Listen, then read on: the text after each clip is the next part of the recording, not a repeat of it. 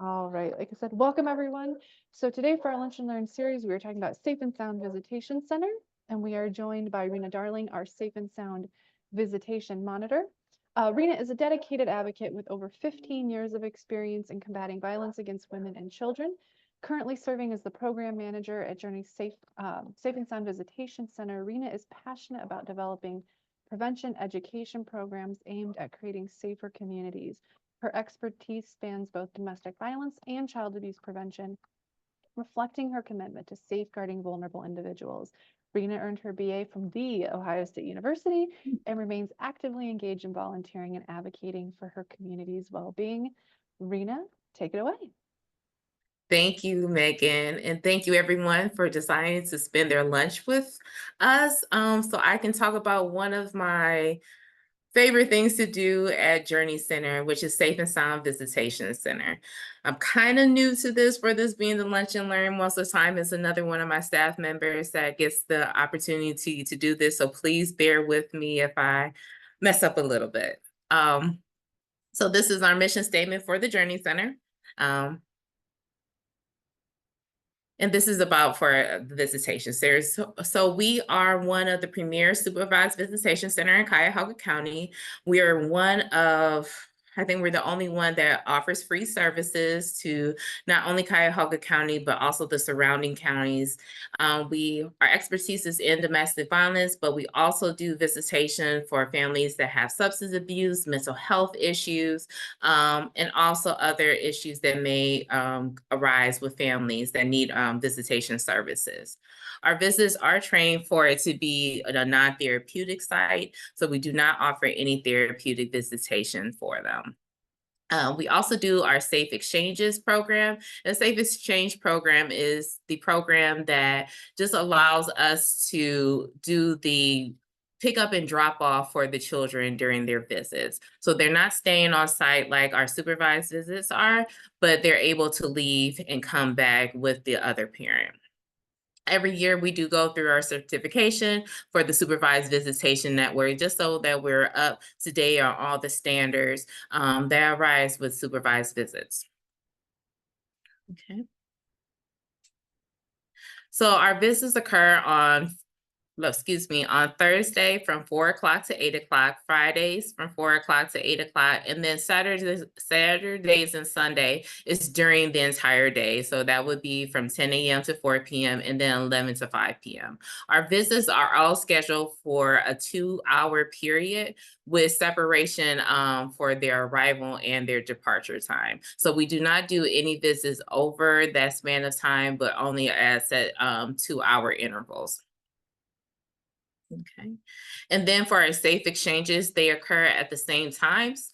But like I said before, with the safe exchanges, it's just that they are bringing the child and dropping them off to the other party without having to see the other party during that time. Okay. So we do have 2 intake processes that occur for the Cuyahoga County Domestic Relations Court. We use the Calendly system, and that is just an online service that the parents are able to scan a QR code and then pick a time with one of our intake specialists to do their intake. Our intakes are just taking place virtually, so we do them on Zoom. We used to have them in person, but because of COVID, we have moved to this model of doing the intakes over Zoom, and it works better for our parents due to the fact that they do not have to take off work to come to our site to do the intake and then to leave. At this, they're able to schedule a time that works for their schedule, and they don't have to do worry about transportation, and also possibly worry about childcare. So the Zoom way of intakes have worked very well for us. For juvenile court and for all voluntary services, they would just call our number at 216-229-2420, extension 257, and then schedule an intake with us.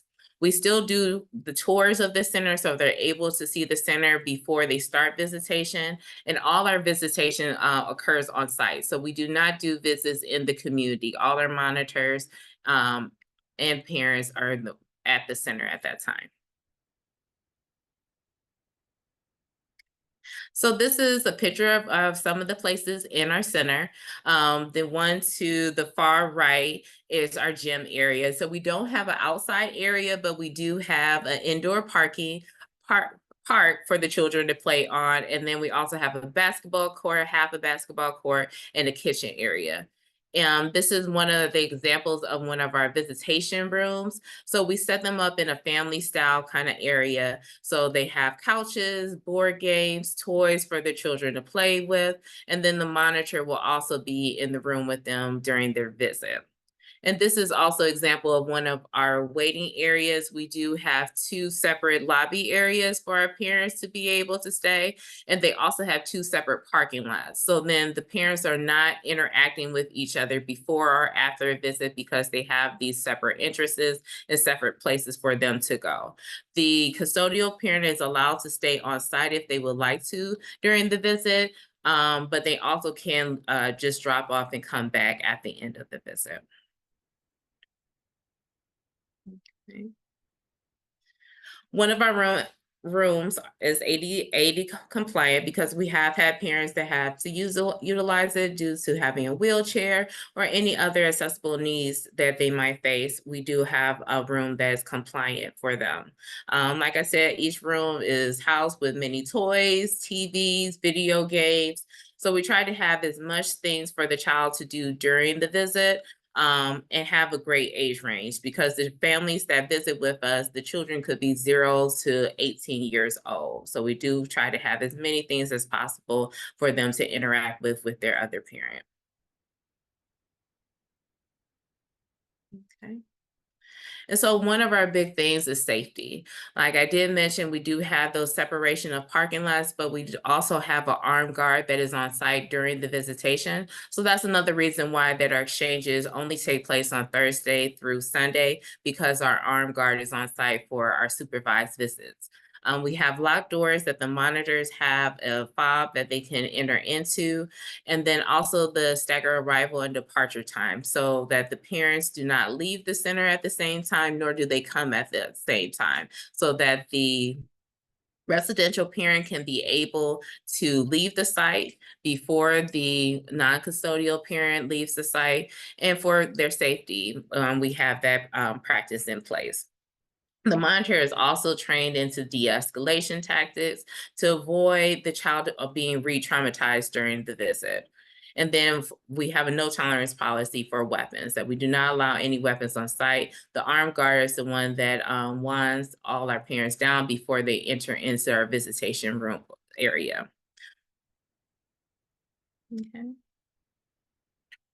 So what are the things that we do?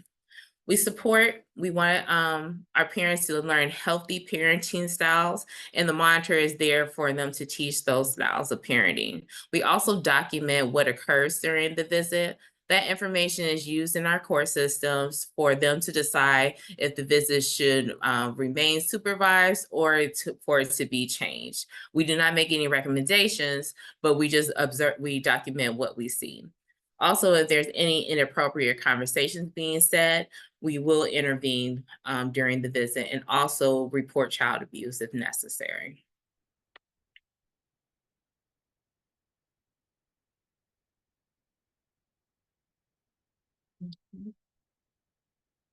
Okay. So of course I have to share a little bit of a story about documentation. This is one of the stories that I share with our monitors, just so they understand how important it is to document. Like Megan said, I have been with the agency for over 15 years. Yes, I started when I was 10.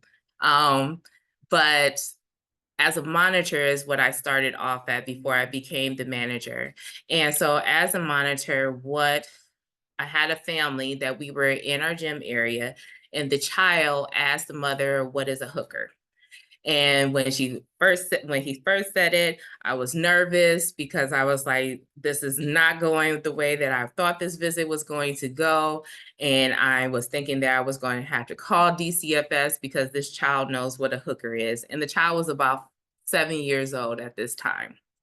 And so the mother looked at me and I, nodded my head that, this is appropriate conversation for her to ask questions. And so she asked him, well, what do you know, or how do you know about a hooker? And he said, somebody in kindergarten, when my kindergarten friends told me what a hooker is. So then I'm thinking this is an even bigger issue that this kindergartner now also knows what a hooker is. And so after that, she was like, well, what do you know what a hooker is? I know what a hooker is, but what do you know? And so he took the basketball and he made a hook shot. And he said, that's what a hooker is. And me and the mother, of course, laughed about it. And she was like, well, you stay away from those hookers, okay? And once again, he didn't know what we were talking about and laughed. And so the importance of documentation, if I documented that in my own bias, I would have documented that he knew what a hooker was at 7 years old. But instead, we take the time to hear the child's story and find out what they really know and give the child the voice in our documentation instead of our opinions. So it's always important for us to document what we see and what we hear and not what we feel. So our documentation, of course, that documentation showed that he knew a hooker as a hook shot to avoid any kind of confusion that could have possibly been made during that time. So our goals for the visitation is that they have if there's possible for them to have a healthy relationship with both parents. We understand that that's not always possible, but this gives them a safe space that they can talk, they can explain how they feel about things that maybe happened in the past, and then if they could also move forward in a relationship. If not, we also understand that, and we allow them to just take the time that they need during the visits. It also shows parents how to be a parent. Sometimes our parents this might be their first time interacting with the child without the other party. So we might have to show them how to change the diaper. We're not going to change the diaper, but we'll at least show them how. And then also limit the re-traumatization if it occurs. So that means that we're not going to force the child to do supervised visitation. If the child comes into our center and says that I don't want to visit today, we're going to respect that answer and not do the visit. So I always tell the monitors that it's important that we don't send them kicking and screaming down the hallway. If they say yes, we go. And if they say no, that's okay also. But the important thing is always to just document what occurs. And even during the visit, the child also has the opportunity, if they do not want to continue for the 2 hours, that they're able to end the visit early too. Okay. And so the things that we don't do is that we do not recommend anything to the court. We only document what we see. So just like my example, if I would have recommended anything, I would possibly recommended that DCFS, calls on this child because this child knows what a hooker is. So it's important to understand, like, our documentation does not give any recommendations to the court of what should happen next, because we also understand that it's an artificial setting. And so we do not know how or what will happen out in the community if this family were able to do visits outside, supervised or unsupervised. We can only talk about what happens in this artificial setting with a trained monitor in the room with them at all times. We also do not allow any physical punishment, but that's another way that we're able to teach healthy parenting styles, to show parents how to do an appropriate time out, also talking to the child about their behaviors. Another thing is that we do not hold a bias towards either party. We just document what we see and what we hear instead of what we think is being said or done.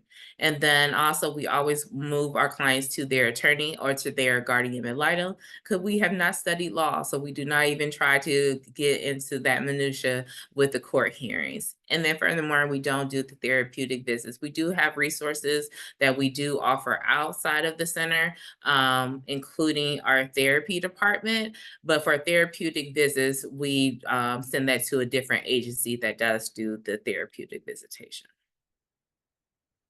Okay. So how do you get connected?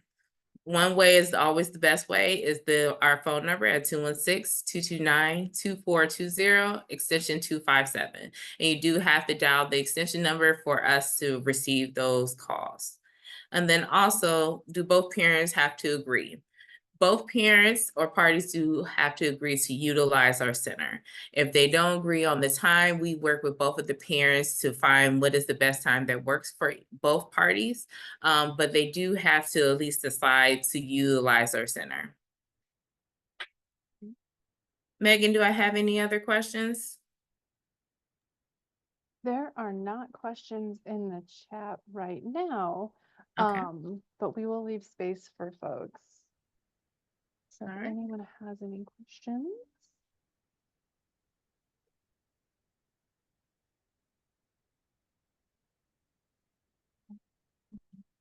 Well, Rena, we can hang on. Thank you so much. I'm going to stop recording.